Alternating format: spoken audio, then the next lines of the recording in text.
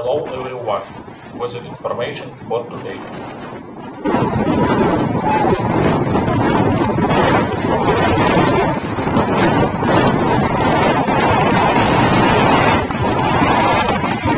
Typhoon Nesat flooded villages and fields in the northern Philippines, Cagayan.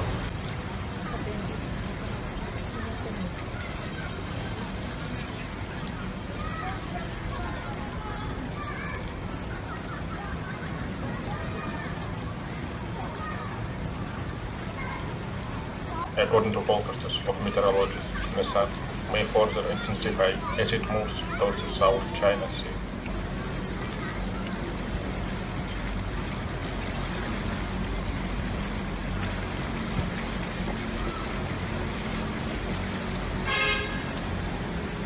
News about the weather every day.